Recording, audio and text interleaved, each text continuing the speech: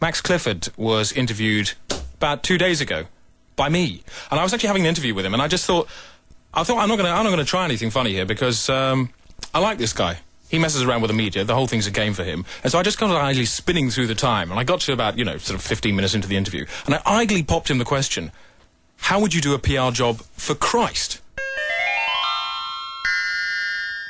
How would you do a PR job on Christ? Well, what you've got to do is to show this man and establish the vital importance of his message. But how could you do that? Well, of course, you can do that. You can do that by showing things. That shouldn't be too difficult at all, particularly if he's able to produce, the kind of miracles that he was meant to have produced all those, years ago. So you'd have him do a few of those? Well, of course. But now, how would you differentiate that from all the people who are trying to make themselves look wonderful people anyway, and have various good tricks up their sleeve too? Well, Penn and Teller. If what you've got is good enough and is strong enough, and with Jesus Christ, it would be.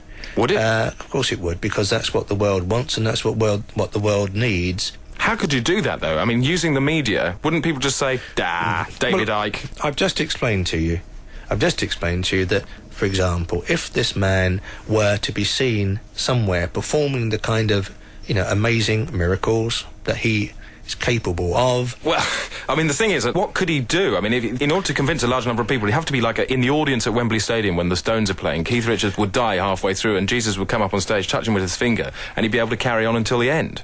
Well, no, because then people would think because it's rock and roll, he was in a drug-induced state, so he wasn't really dead anyway. You'd have to be a lot cleverer than that. You'd have to do something which involved the Pope. You'd have to do something involving the Queen. What could you do with the Pope and the Queen? Okay, well, let's just, for example, so you've got a feast involving these people. So you call that feast? You call that feast. You've got 100 of them sitting round that table. And this man appears and stands on the table. But they'd say he's mad. They'd say, look, there's a mad bloke standing on the table. No, they wouldn't, because you see, he produces the evidence. There's the feast, right? From nothing to the feast, in one go, everyone has seen, and these people... What, so empty plates and then ting and suddenly they're full? Exactly. Everyone on television would think it was a camera trick. Not if these people are there. What, the Queen and the Pope? Yeah. So the Queen and the Pope would have to sit there and say, I'm telling you guys, that really happened. Well, of course, that's what I've just said. If all of the various people in that area had said exactly the same thing... Mother Teresa? Exactly.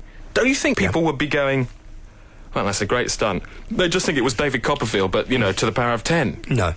There's always going to be cynics, of course. But immediately you would have a huge response, and then that's just the start. That's just a kick-off.